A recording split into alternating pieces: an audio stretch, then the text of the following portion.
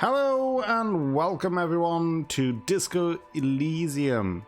We investigated the cursed commercial area and now it's time to go back to the cafeteria, talk to the cafeteria, maybe work out something to pay back our debt, and we also kind of need to debrief with Kim.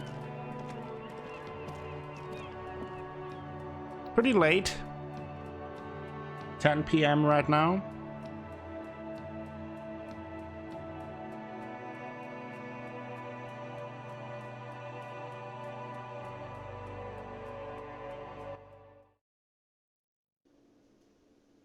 Ooh. A lot going on here now.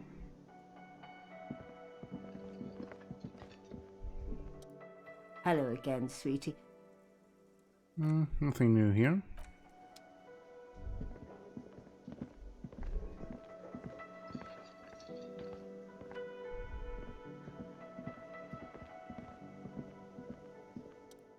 Can I help you?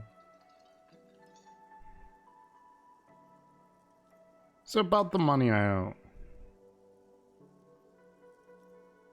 Yeah, can we get to some sort of arrangement? Does that arrangement include you paying me what we already agreed you owe me?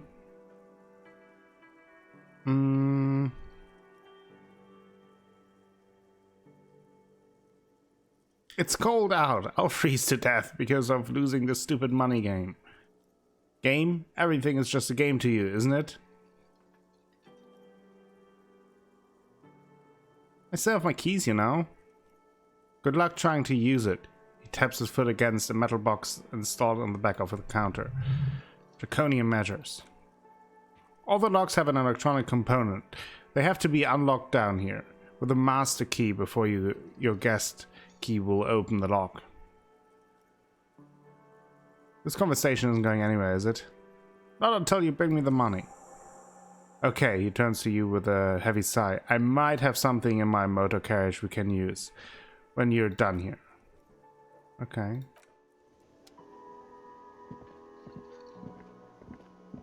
Oh, are we going to lockpick our hotel room?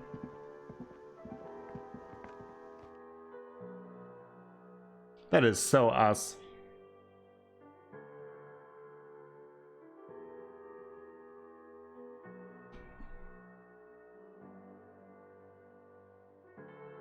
Oh, skill points can also buy new thought cabinet slots. May want to do that.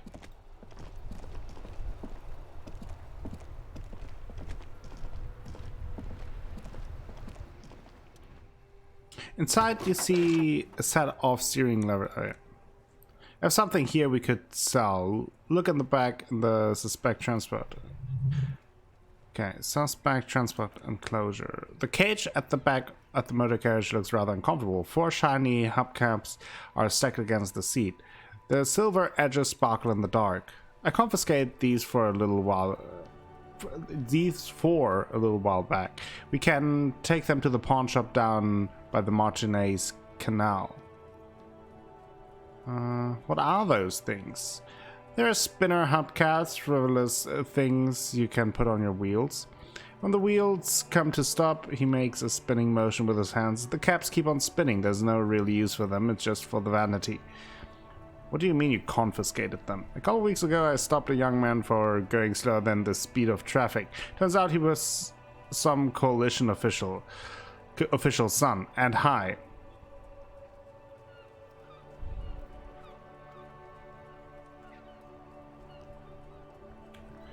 I get it. I would have confiscated them too. They're mesmerizing. That they are. The lieutenant looks at the spinners and sighs. I was going to take them into evidence, but they weren't necessary for conviction. He never asked them back. Did you want to put these spinners on your machine? No, that would be silly. He hesitates. I don't know why I kept them. Doesn't matter. I couldn't put them on this MC anyway. A cop with spinners, that would be outrageous. Yeah, outrageously cool.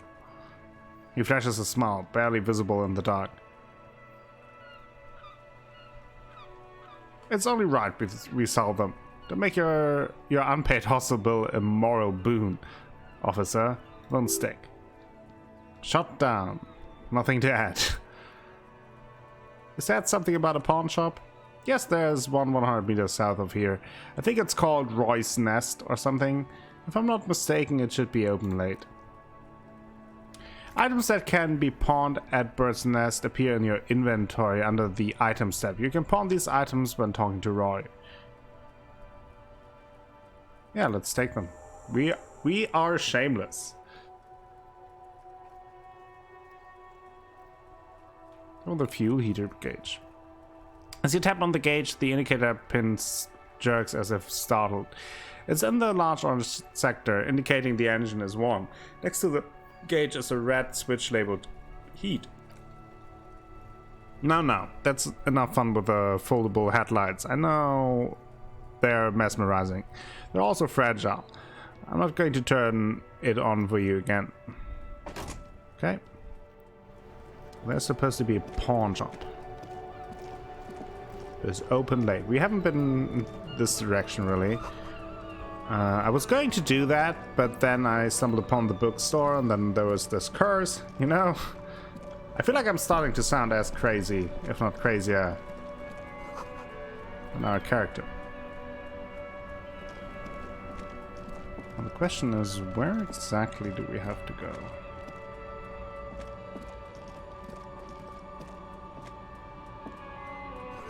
Plastic wrapped macaroni stamped with humanitarian aid. Jesus. This says humanitarian aid tuna fish. Not for sale. Speak as for the people of Samara.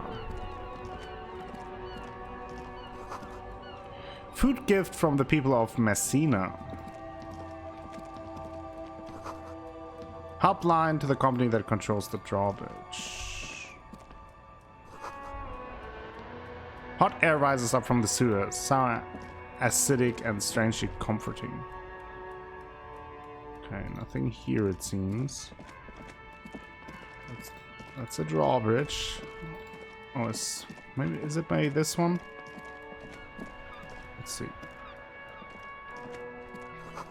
Roy's Pawn Shop. Nice. Found it.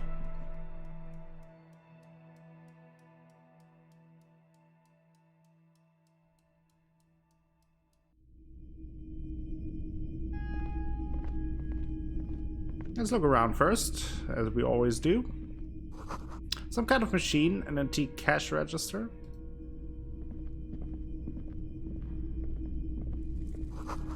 In the dark, a film projector is whirling away. Bust of a woman. The plaque simply says Day. D-E-I. Ooh, lots of stuff here. Mostly military wear with a few eccentric fashion thrown in. Sawdust street light. A typical matinee street light sits among assorted floor and table lamps. Is that a street light? Yes, officer. As you can see, it's in perfect working order. His manner is casual, but his speech is careful, measured. He wants you to know that he has nothing to hide. Where did you get this? It was brought to me to be altered. He leans in so that pawnbroker wouldn't hear him. We're not here to investigate the theft of city property. Let's run our gaze over it. The light pole has been carefully cut and wiring has been redone and attached to a standard indoor plug. The light buzzes faintly but persistently. This would make quite a statement in your living room. How much for the streetlight? 700 real. A bargain, I dare say.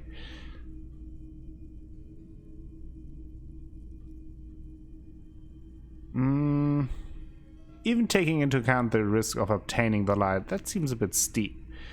There's also the matter of rewiring, but the most important transformation is the light's placement among ordinary indoor fixtures, which has adjusted its morphological field. The light became suitable for use inside the home just a few days ago. Well, I can't afford that one. Not yet. Oh, that is the pawn shop. I thought he was standing there. Officers of the RCM in my pawn shop. The man at the counter turns to you slowly. What can I do for you?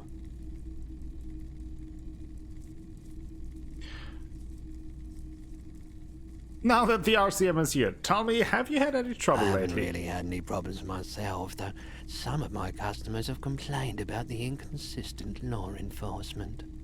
Who are your customers usually? All kinds of people come through here. Locals, travelers, people looking for a deal, people looking for a keepsake, people who are terminally bored.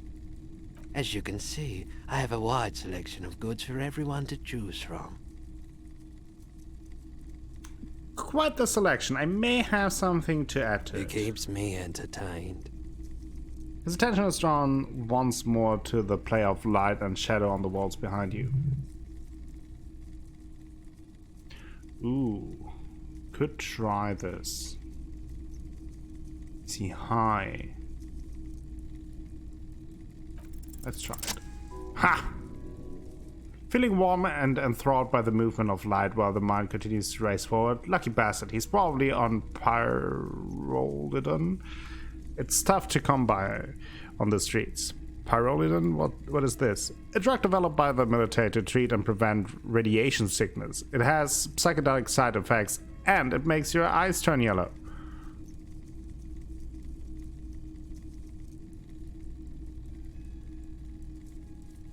So, where does a man get Pyrolidon these days? Takes a step back, studying you. How would I know?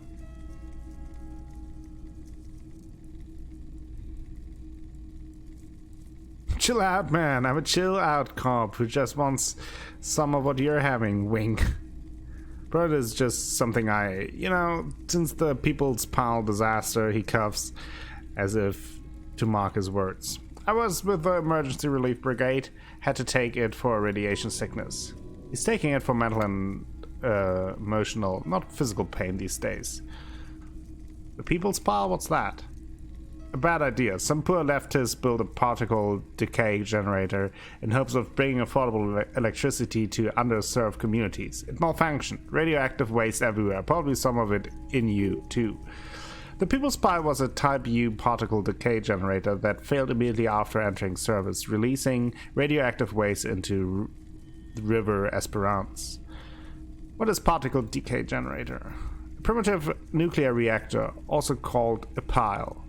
What's called the People's Pile? Construction began during the Commune of Revachol. The people continued work on it after the Commune fell.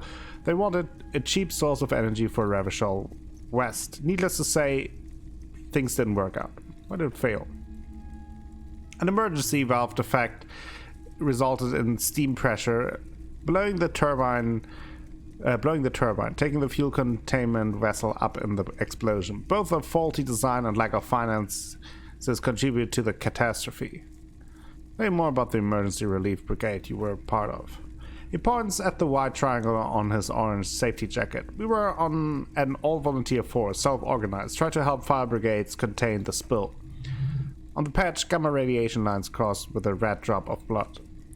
I lived by the river since I was a small boy. The Esperance didn't have the heart to let it all go to shit without trying to do something to help about.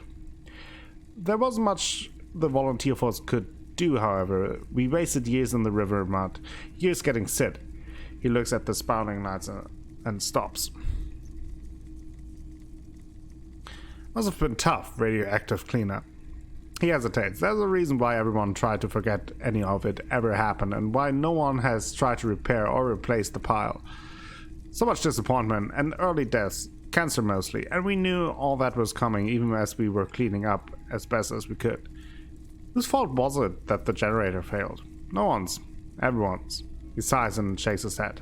A bunch of poor people built themselves a primitive nuclear reactor, hoping for the best. What do you think is going to happen? Okay, and so how did you end up running a pawn shop? The cleanup happened 15 years ago. I was young then. Later my second aunt died, left me the shack and the assorted junk in it. So I came to Martinez. People told me, don't go there, it's a shithole. I said, people, we just had a nuclear power meltdown. I'm gonna get as far from Faubourg as I can. Still in the same city, but he shrugs. Okay, thanks. I like theory more than story. Outward movement, not vortices. Yeah, you gotta get in on those vortices, man. Well, first, let's see if I can sell something. Yes, we like to sell these hubcaps. The lieutenant steps in and hands him the spinners. Roy takes the hubcaps from the lieutenant and inspects them. The spinners appear iridescent in the dancing light of the pawn shop. He marvels at the cobalt shimmer and nods. Yes, these are very, very good. Did you defraud some foreign prime for that? Jumping mask banger? No matter. I'll give you 200 real. Almost defrauded or jumped, I assure you. The lieutenant explains as the pawnbroker opens the register and counts the cash. Of course. I meant no offense. 200 real for you, officer. Delightful doing business with you. Do come again. Thank you. Takes the cash, then turns to you. Here's the 100 real you need for your bull. Do not waste it. The rest goes in his pocket. The rest is for him, to compensate for the pain of being separated from his radiant spinners. Okay, so we can sell some stuff. I think I can just sell those postcards, right? We said that, like, this one said better hold on to it. I'm not sure about that. And the pen came in nicely when we had to fill out the form, so I guess there are cases where we can use them.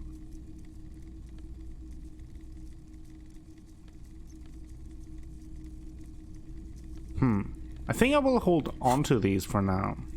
I'd like to sell my clothes. I'm not purchasing any more clothes at the moment. Okay. Might be able to aid our investigation. I doubt it, but I can try to answer any question you might have. Know anything about the recent hanging? Do my best to keep my distance from all manner of butchery, but bad for business, bad for everyone. He doesn't know anything. Okay. By the way, do you happen to have any guns like the ones carried by officers of the citizen militia? Someone else came here earlier today asking the same question. I promptly sold her the gun you pawned a couple of days back. This is a pawn shop, and it did feel as if you've met before. Oh god. Lieutenant shifts from one feet to another. Wait, I sold my gun? You were adamant about getting rid of it, officer. He hesitates. Said you were undeserving of a service weapon of the ravishful citizen militia. And I don't like keeping guns around the shop for long, off the charts photon emission. The unhealthy kind. Was the buyer a policeman too? She didn't seem like a policeman, although she kept referring to herself as a pig, which was odd. I found her interest in the gun a bit obsessive, but I was just happy to get rid of it and of her.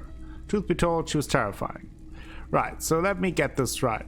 Lieutenant turns to you. You sold your sidearm, issued by the citizen militia, and now a civilian is running around the streets of Martinez with this.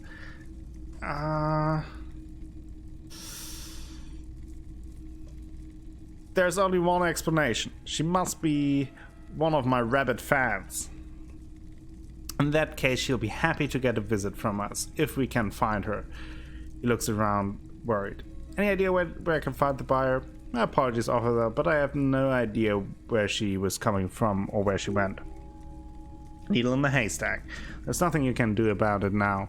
You'll just have to hope you luck upon her somehow. At least now I know I lost my sidearm. Let's talk about something else. Of course. Okay, I don't think there's anything else. Don't want to buy the drugs now. Shelf of boomboxes. The boomboxes on the shelf look well loved and well traveled, chip dented, and they stare at you with the unblinking eyes of their tape reels. So on tips of your toes to see more. One especially catches your eye. Deep gold and amber plastic with a big old handle on top. A classic boombox that says Stereo 8 approved. Just make sure it works before you buy it. This Stereo 8 approved machine is the Harman Wowshi W02. Made in Vesper, designed in Seoul. He says, plays all reel-to-reel formats, 2mm, 8mm, 12mm. It's even got a little radio in there. it'll sell you back 12 real. 12? What I really want to know is, could this device come in handy in police work? If police work means playing tapes, sure, you can use it for that, or any other time you need to play a tape. Are you sure this is all in working order? Absolutely. I've tested each one myself with recordings of speech, found sounds and music from a variety of genres, even though Grimace says, I don't really like music. That's odd. Why doesn't he like music? Don't like music? What do you like then? The stuff I record myself, silverware shaking in drawers as motor cars race by, nocturnal animals climbing on the roof, airship rotors, that kind of thing. Huh. Maybe you should ditch music as well, get into these more experimental sounds. Well, I won't buy it, but it's good to know that we have something there if we get into the situation that we may have to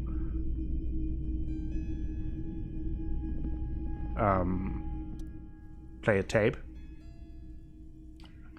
Rack of second-hand uniforms. Wow, a very large red t-shirt with an impressive print stands out from the other gobs. Oh yeah?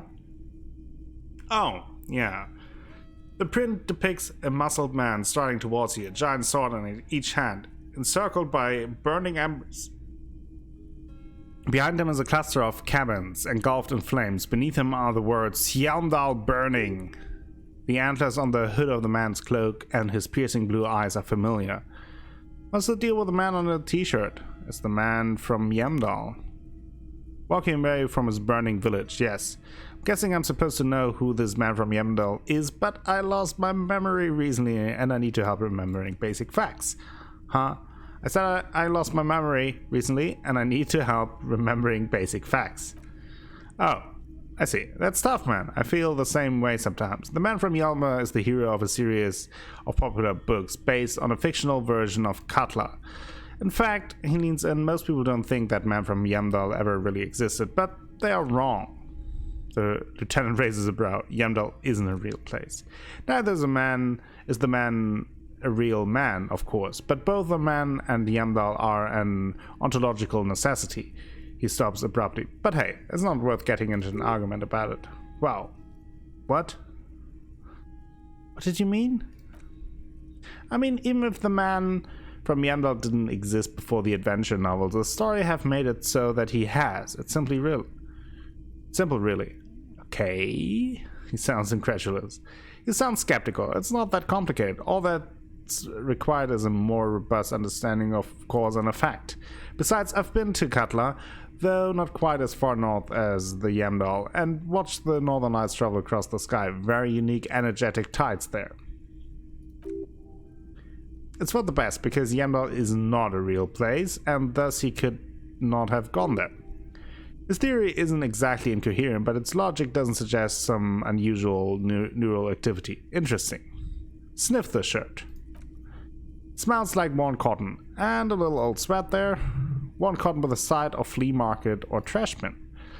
Sniffing is okay, says the shopkeeper, but please don't try anything on. Can't have you leaving your photon emission in the fabric of things you're going to buy. How much are you selling that shirt for? 2 real. Tan raises his eyebrows. That's dirt cheap. Couldn't you just give it to me for free then? He frowns. But why? Because I'm a broke cop without a cent in my name? The man from Yamdal is a superstar. I'm a superstar. It would be perfect. Nice! I suppose that makes sense. Yes, please go ahead and take it. Welcome to Yamdal. Nice! Got a shirt for free. Ooh, look at that. Authority -2. I'm fine with that. We're the wacky cop. We don't need authority. Look at that. That's amazing. We're so stylish. I'm kind of proud of myself. Knick-knack stand. You see rows of toy soldiers guarding the rest of the trinkets displayed on the table. Some on horseback, others in rags, others yet in bright blue uniform. All are stern and unyielding in their duty. Dig up a truly cool figure. Yes, let's do it. Why? What's this? A headless man riding a horse? A headless man wearing futuristic tracksuit trousers that say Fallen? What's this? Oh, that's the Headless Fallen Rider. Who? The Headless Fallen Rider. It's an urban legend about a man who rides the street of Revachol sporting a fallen tracksuit. As you can see, he's missing his head. Points to the decapitated figure. 50 cents, bargain price. I'll throw in the tiny camp too. I think he's looking for it, or something. That part of the story has many interpretations. Interesting. Yeah, let's get it. 50 cents. I want that. Did I mention that this figurine's supposed to be lucky? Always carry it with you. Okay? Let's inspect the knights on horseback. Big man on big horses clad in lamellar armor and carrying flintlocks. The kind that would mow down a line of enemy soldiers in the blink of an eye. Now, I feel like this is the type of game that after getting that figure, we might see a headless rider in the street. Like, I'm not sure how you guys feel about it, but I feel like this is the type of game where you find a random item and that then causes a small side quest to happen in the future, or at least like an Easter egg, seeing like a headless rider in the future, and in the distance, not in the future. Maybe even in the future. Point at the knight on horseback. These are Franco-Nigerian cavalry, right? I used to be very serious about my Franco-Nigerian knights. He looks at the dusty figurines in the dim light. Inspect the blue uniforms. They're not all blue. These figurines also wear gold coats and caps, complemented by orange trousers. They are variously posed, wielding swords and rifles with bayonets. Are these royalist soldiers? Which ones? The man peers from his leather. Ah, those, yes, they are. I find the paint job a bit gaudy, but children like bright colors indiscriminately.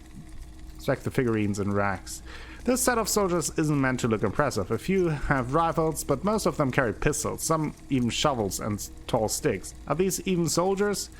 You're probably talking about the revolutionaries, yes? The man behind the glass answers, yes, they are soldiers, revolutionary soldiers. I think their poverty has been exaggerated for effect. When you place them next to the royalists, it doesn't seem like they could possibly win.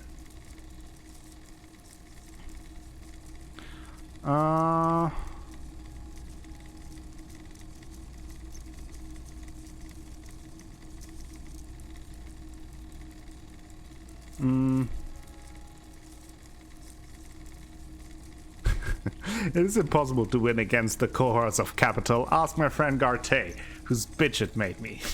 Okay, he doesn't bet an eye. Like either said too much, to be honest.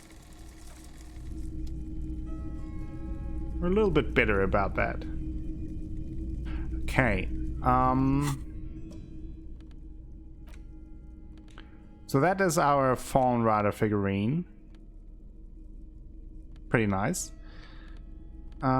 We have another upgrade point. So do I have to spend it here to unlock?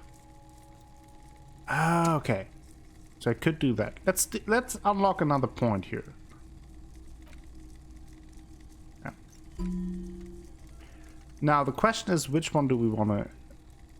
Some kind of superstar, socioeconomics, the wide mornings, Elysium-based life form, or precarious world. This one is the only one that doesn't give us a negative side effect for the time. Let's take that for now. Internalize that. Pay for damages, track down your gun. Alright. See you later. Probably will have to return. I probably will also need the tape player, but we can pick that up once we need it. Kind of just want to get back to the cafeteria for today and pay Garte and then have the chit chat with Kim on the balcony. That is at least the plan.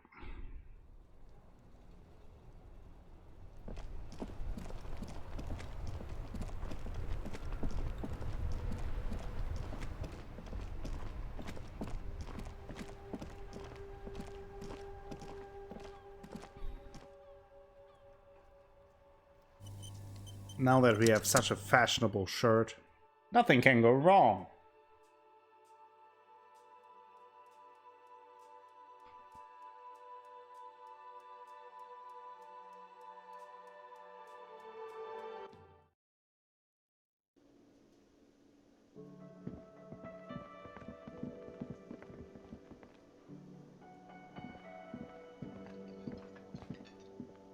Can I help you? About the money I owe you. I have your money. Slam the boat. I hope you choke on it. Great, perfect. I hope you enjoy your freezing cold room with a window you broke yourself. He takes out his keychain and fills with the mechanism behind the counter. The electronic lock to your room has been disabled till 21 tomorrow. Starting tomorrow, please pay for each night in advance, 20 real per night. He opens his wallet. I'll take a room here too. He takes Kim's money and lands him a keyring. Always happy to have an officer from the RCM as a guest. Anything else I can do for you? He looks at Kim. Don't want to drink from Garte. I'm pouting.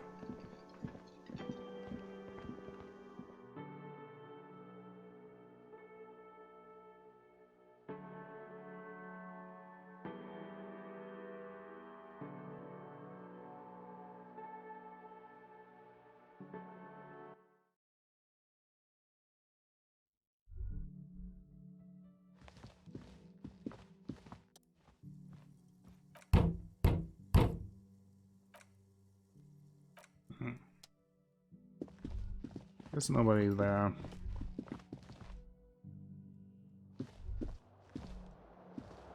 Are we supposed to meet on the balcony? Or talk on the balcony? Something like that?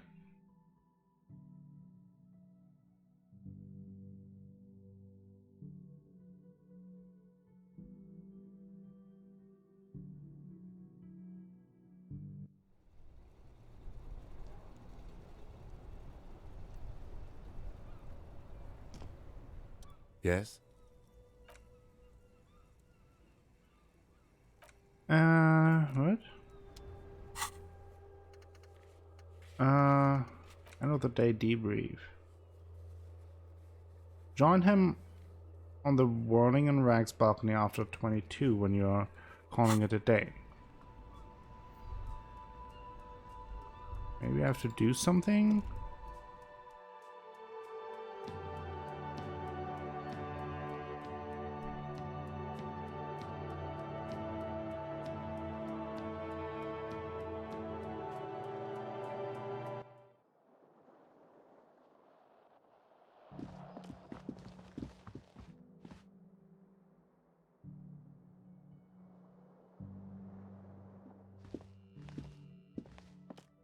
Yes?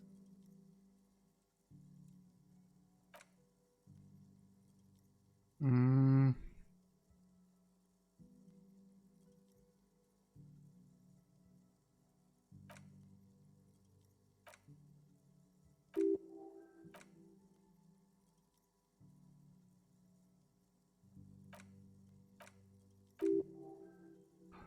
Huh. I don't know.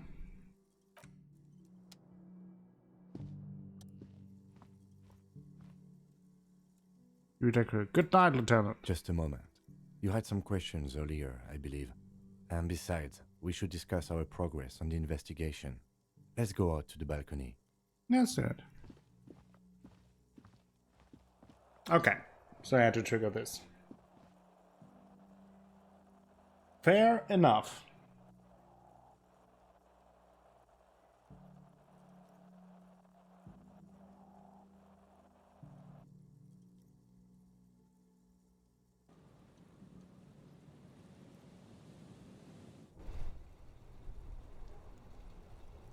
The outside is brisk. The lieutenant is silent for a moment. He listens to the traffic hum, then... Where shall we begin?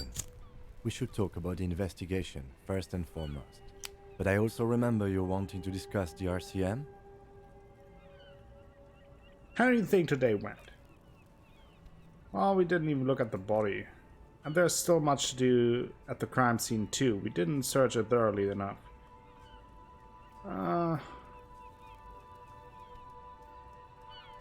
It's all part of the plan, starting from the outside, working back toward the scene of the murder.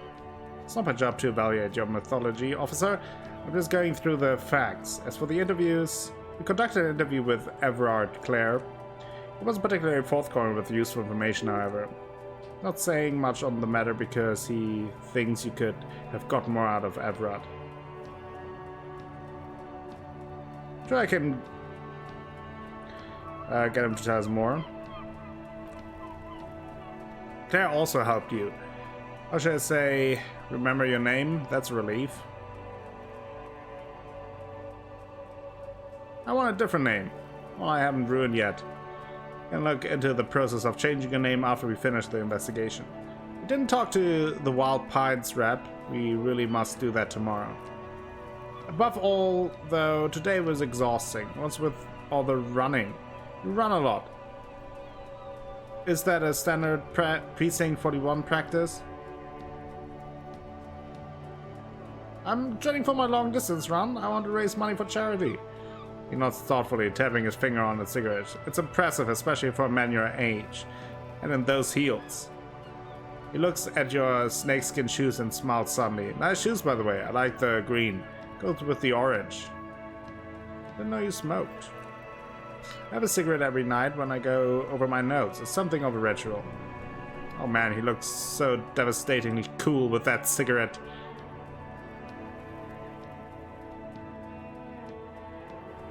Cigarette is such a great idea. I think I'm going to have one too. He blows a steady steam of smoke. You're a call detective again. I only have exactly one every night. Below the city trembles with its remaining lights. People are rushing home, running away from home, smoking, sleeping, singing in the shower. Edges of dining tables, hands, aprons flicker through windows before the lights go out. How did you get so cool, Kim? The lights of the cigarette illuminate a fleeting smile. You mean this? Flicks the ash. This isn't cool. It's an unnecessary trial of wool, and unhealthy. Keeping the habit within the parameters he's giving himself takes a lot of focus. It would be easier to simply quit. Yet were he to quit, he would lose the cool factor. This man relishes his cool quite a bit. Below it all. So, what are our powers exactly, the RCM? They're quite limited, actually. The power officers of the Revachol Citizens Militia exercise most frequently is imposing fines up to 1,000 real for offenses, in accordance with an interdepartmental schedule. Wouldn't that be an easy power to abuse? Yes, although indirectly, as citizens can always request records from their local station. Officers of the RCM have been known to take bribes of less than the prescribed fine amount. France. It undermines trust in the RCM. So why not more? The RCM's primary role is to ensure safety. We're not really supposed to play any part in the economic structure of Revachol. Okay, what else? We can arrest people, of course, but rather than bring someone in directly, it's preferable to serve a station call slip. Prevents confusion and overcrowding. Wait, how can you be sure the arrestee will show up? You can't. Those who don't show up become fugitives, though, and have fewer legal rights when they are eventually caught. It's about power projection. Thus far, they seem to mostly show up. And if someone resists, as you may have gathered from the fact that we are expected to carry a record of our kills, like the one in your watermarks, we're permitted to use whatever force is necessary, and strongly admonished not to abuse that power. What happens to the people we convict? We don't convict, we arrest and send them to coalition government courts in Curon and La Delta. The prosecution works off our testimonies and records, which is why it's paramount to keep them. He taps on his coat pocket, where he keeps his notes. Wait, if I kill someone while on duty, you have to supply compelling evidence for why it was necessary to use lethal force. In these cases, your partner is usually your witness. Not a good position to be in, by the way. Internal Affairs handled these cases thoroughly by cross-examining examining you for inconsistencies. It is hard to cover for anyone, which is for the best. And who makes all these rules? The coalition government and the moral intern more broadly. The RCM was formed by the coalition government to restore order in the international zone after the revolution. So we did. Now we attempt to maintain that order, no more, no less. His gaze is absently fixed on a window below that just went dark. Or perhaps it is better to say we were allowed to form. It's a point of contention whether the citizens of Ravishol or the coalition government founded the RCM. Let's say it was the citizens of Ravishol. Be sentimental if you like. Either way, the moral intern leases us the right to keep the peace in the city, and they will take it away if we misuse it. Or if they think you do. Exactly. The moral intern? What is this? The Moralist International are the world's largest political organization. Pulls on his cigarette. You know who they are. They run the place after the revolution failed. Well, I really don't know. That's how bad it is here. Point to your hand. Okay, they're a union of central left and central right parties across the Real Belt. Our coalition government is just one of its many projects. They also run the ICP, EPIS, most intergovernmental organizations in the world. What do they believe in? What do they believe in? They are DeLoreans. They believe they continue the humanist project set forth by her innocence Dolores Day 4 centuries ago. Others Others say they're just technocrats. Those others say they continue the humanist project set forth by Dolores Day. What is their symbol? Interesting question. It's a blue forget-me-not. Their motto is love, compassion, self-discipline. I think you can gauge that they want you to think of them from that. Something kind and usual. Something almost self-explanatory. Something like the dark blue, serious color of the early night sky above. Who was Dolores Day? A historic figure? The author of the modern age, he thinks? You will have to look elsewhere for opinions. The subject of humanism is too abstract for me. What do you think of them? The moral interns are a fact. I try not to have opinions on facts until they change. And he looks at the city below. It doesn't look like that's about to happen. I have an opinion on the moral interns. Do you? The lieutenant arches his brow, then pulls on his cigarette. It's a slim white thing on his fingers.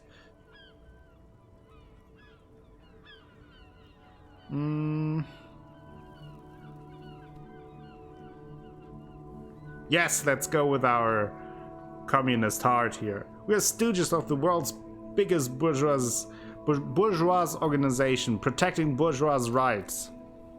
No, we're stooges of the world's biggest bourgeois organization, protecting the people of Revachol. That's the hand we are dealt. Without the MI, we would be common vigilantes. Maybe we should make our own law. Spoken like a revolutionary, not a cop. But hypothetical aside, in Martinez we already are vigilantes. At least the union thinks, though. I expect our job here to prove quite challenging. He looks at the roundabout. Lights of the orphan district are reflected in his glasses. The red and golden orbs of motorways sliding like pearls on a string from east to west. As Revachol commutes back to the suburbs. Tomorrow is Tuesday. Monday is over. The dying lights of the city shimmer below. Slowly, like luminous clouds, they pass on his lances. Lieutenant looks at his slim cigarette, contemplating the next drag. An aerostatic passes overhead, the whiskers of its floodlights on ground below. Kitsuragi's glasses light up as he looks to the sky, two glowing circles. Finally, he pulls on the cigarette and says, "They really do not like us here." And the mouth on that kid, Kuno. It's different inland, in Jamrock and the GRIH. Why are they like this? It's our fault for leaving this place to the docks, to the union, to the company, not daring to come here more often. This place has fallen between the cracks, the jurisdictions of our two precincts, and in Jamrock and the GRIH. He looks at the dark silhouette of the equestrian monument cutting into the night sky and says, "We run this city. West of the river is RCM land. It's incredibly hard. Human beings are," he shakes his head, "but we are in control, and it's worth it. The organization works. Our system works. If they didn't, the city would disintegrate. I hope our investigation will help improve the situation here, at least do some good." "Me too," he says quietly, "but I wouldn't count on any drastic changes in our lifetimes." He is very tired, but the dark circles under his eyes make him look younger, not older. "Thank you for this." "Yeah, it's getting very cold now. Let's go." He puts out the stub of his cigarette and looks to the door. Okay, we have another level up. Ooh.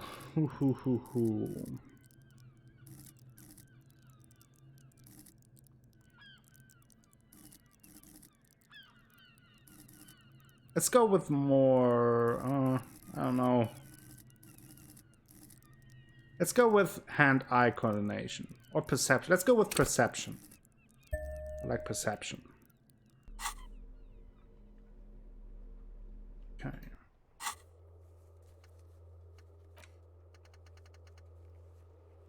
Okay.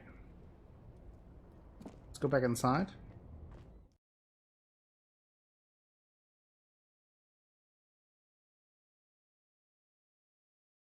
I need to find a way to inspect the body.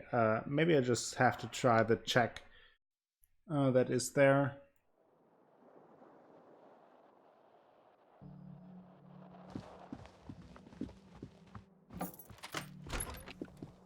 See you in the morning.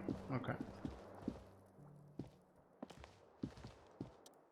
The bed is cold and not particularly inviting, but it's yours. The sheets look awful.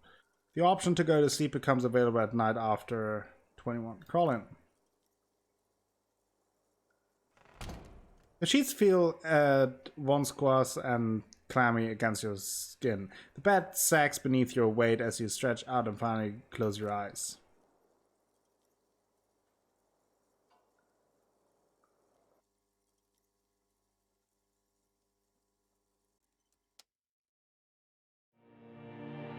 Then, sleep doesn't come. I want to sleep. Obviously, you're in bed with your eyes closed, but it's not happening. Why? Maybe it's the bed's fault. Check the blanket. It barely covers your toes, stretching over your soft belly. This is your body here. Intimate and warm, breathing. A bit tense in the muscles. Relax. Check the pillow. Its synthetic filling has separated into hard lumps. The pillowcase smells oddly. It smells of alcohol and sweat and grease. All over. It's a little better. Colors, scenes, and half-formed phrases still litter your mind. Part of you is still trying to solve the case, isn't it? Who killed him? Who? Something to do with... what was it that the lieutenant said? Union? And it's gone again. The thoughts lost between the slowing brain waves. No more thoughts. Fall asleep now. Your breathing steadies, a great silence washes over you until your eyelids twitch in your sleep and images start forming.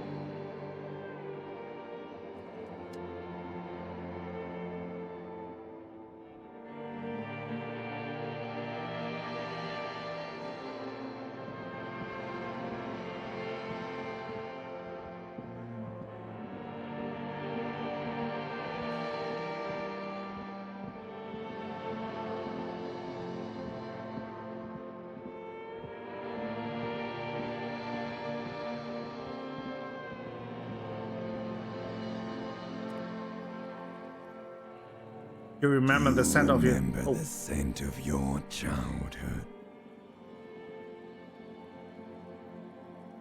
What it is says this? on the can, Harry. Answer the question.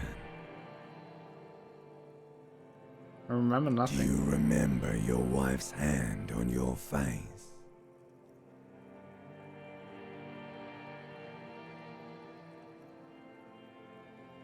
That's right, funky baby. And you just stood there. One hand on the bottle and the other on your dick. Watching her go. Let it all be dragged away from you. Tell me, where are your friends? Human beings have friends, Harry boy. Where the hell are yours? No, it's gone. 3 times gone and never coming back. You failed. You failed me. You failed Elysium. Everything. The Pale and the Isolas on the surface. The outer magnetosphere. Burning, furious truth. 8,000 years of written history. You really dropped the ball, Harry. 4.6 billion people, and you failed every single one of them. You really fucked up. Seen you before. No, you haven't. You're just sleep talking, and the act is wearing thin too. The spots on the disco ball fade around you. You'll be back in those cold snakeskins in no time, sweating up the bed. Stinky boy. You're not coming back from shit. Thrashing around in that high conductivity state of yours, bumping into things and acting like a clown. Who are you kidding? Trying to solve the case. You're trying to what? I can't hear you. This is just a word dream now. Jumbled up garbage. The pictures are gone. The bed rises to meet you. A thin, sleep-like state. More glass than velvet, grinding in your head. Something is wrong. Sleep shouldn't be this bad. This dry, this unnourishing. There's something wrong with your thoughts. Some kind of new type of hangover. God, there's another type? Oh yes, party boy. And it's worse than the one before. Just think of the shit you saw. Here it comes too. So soon already. A silent alarm goes off in your head like clockwork. Barely let you sleep at all. Time to get those clothes on, Harry. Time to go to work in the shit factory.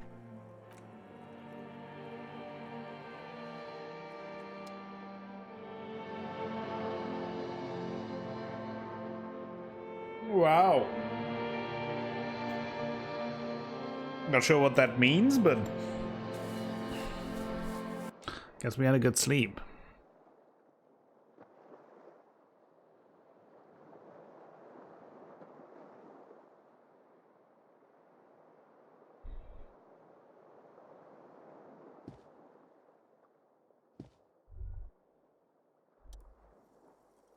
Good going, buddy. Just had the most beautiful dream. Uplifting, rejuvenating. Really? Because you feel even worse this morning than you did last night. The hell is going on with me? And why are you so tired? Too tired and down to even think? It is worrying, isn't it? You can't be a detective like this. Detectives need to be able to think. Why is this happening? Just that your heart has finally pumped all the speed out of your system, Buster. Time to get some more. You're too weak to say no now. Waking up is the worst part. Maybe somewhere down the line you could decline. I need to get more of it then. Detecting is my life. Of course, Martinez is speed central. You just gotta poke around, follow your nose. Find Speed and sniff it. You and Speed will be happy again. You will make her come home. This time it will be different. Yeah, that is usually how it works. And we will continue with Disco Elysium tomorrow. Try to investigate some more. Thank you all for watching. If you enjoyed the episode, please consider giving the video a thumbs up. Maybe consider subscribing to the channel. Share the video with friends, family, and the people on the internet. That all helps me out a whole bunch and will bring you more content in the future. I will be back tomorrow with more Disco Elysium. Until then, have a great time.